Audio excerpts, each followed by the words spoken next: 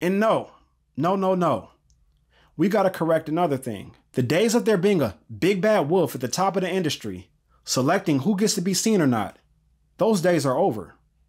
They're long gone. Let me let y'all in on a not so secret. You can record a song today, upload it through TuneCore or CD Baby, and now you're on Apple Music, Spotify, Tidal, etc. You can record a video and upload it to YouTube uninhibited.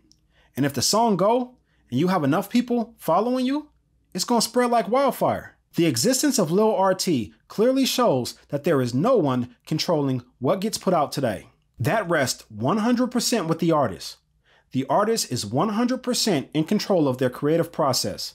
Kenny Mason shows just how creative one can be. Not to mention that because of Apple, Spotify, Tidal, etc., you no longer need a distribution deal to be heard across the country. Another thing is, labels don't break artists anymore.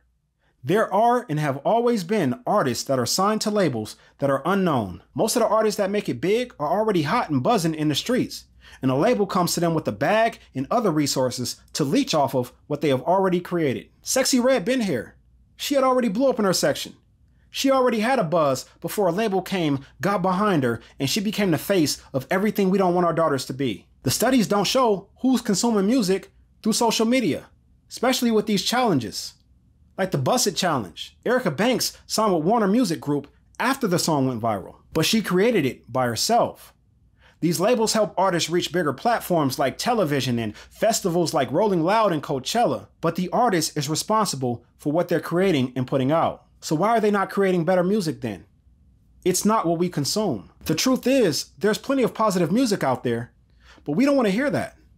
If we did, then that Talib Kweli and Madlib Liberation 1 and 2 would have done numbers. And Eve will be looked at in the same light as Miseducation of Lauryn Hill. D Smoke would probably be the biggest artist in the game. See, those toddlers that we saw earlier are into Sexyy Red because that's what their parents are into. My son's room is right next to mine. When he's zoning out, I hear the same Kendrick Cole, Eric Bellinger and Marcus Houston that I zoned out to when he was younger. When my daughter's in the shower, I hear the same SWV Rain. I hear the same, Missy 702 Beat Me 911 that I played when she was younger. By the way, those are two songs that my mother played when I was coming up. So when a toddler is listening to Sexyy Red, they get that from home. They get that in the car, to and from school, to and from the grocery store, to and from wherever. We have to change what we consume if we want to change the outcome of anything. You want to be healthier? Consume healthier food options. You want to be smarter? Consume material that educates you. Again, we're not subject to sitting by the radio during the top 8 at 8 with our cassette tapes ready to press record to capture our favorite songs anymore. We're not subject to waiting on a particular video to show on 106 in Park or Rap City or TRL. We're looking intently at the TV Guide channel to see what we want to watch for that particular hour, or going to Blockbuster to see what's available to have a movie to watch. What we consume is 100% up to us.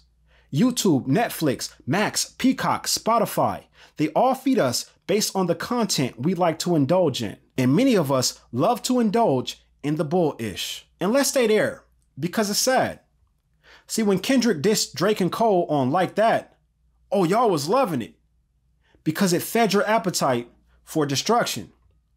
And when Cole came back with that 7-minute drill, woo, Cole 1-0, Cole 1-0. That's what I'm talking about. Then Cole goes on stage and apologizes because it's destroying him inside, destroying the peace that he has created, worked hard to create, to partake in something that he really wants no parts of and has stated numerous times. What'd he say on Middle Child?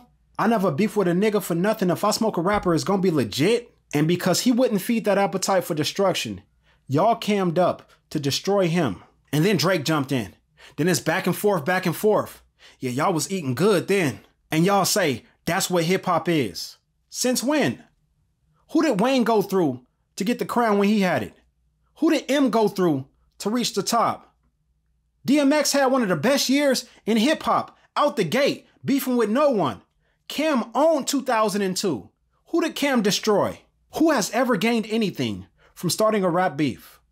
History shows that Jay should have left Nas alone. Tupac didn't get any bigger by beefing with Bad Boy. That beef did nothing but allow the media to fuel an East Coast-West Coast feud.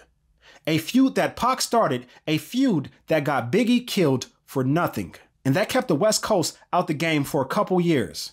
It took Dre to drop 2001 for the West to return to mainstream radio. And everybody coming in from the West had to go through Dre to get that clearance. 50 didn't gain anything by beefing with Ja.